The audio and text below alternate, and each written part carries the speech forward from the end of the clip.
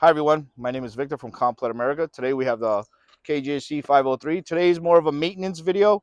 We got questions a lot, how to tension the extraction belt if you have to either replace it or you have to adjust it.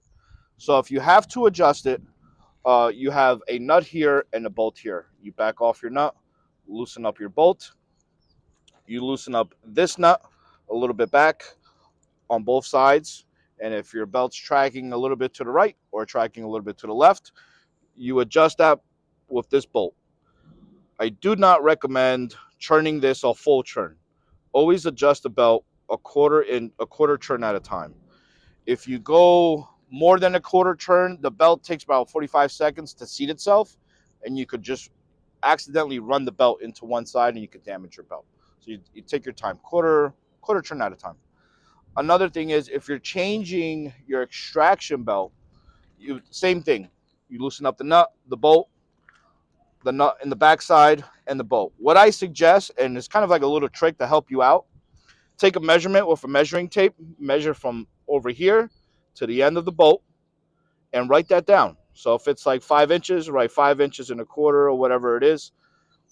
Take your belt out, you install your new belt, you put these roughly to where your measurement was, and that will get you probably 95% of the time straight. You might have to tweak it a little bit here and there, a quarter turn here, a quarter turn there, but other than that, it saves you a lot of time. If you don't kind of measure it, then you're guessing. Then you're like, oh, it's too tight, it's too loose.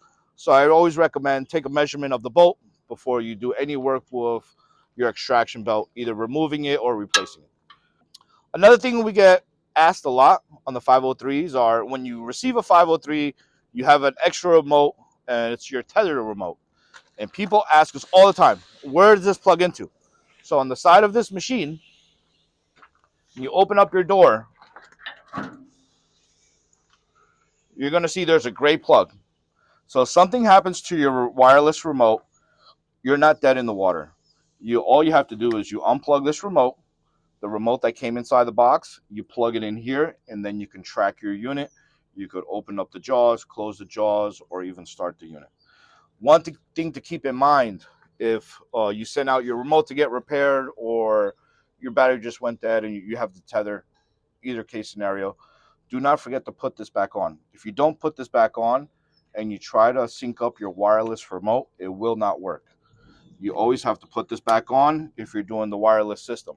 If you're doing the tether, then you unplug the plug. Pretty much it.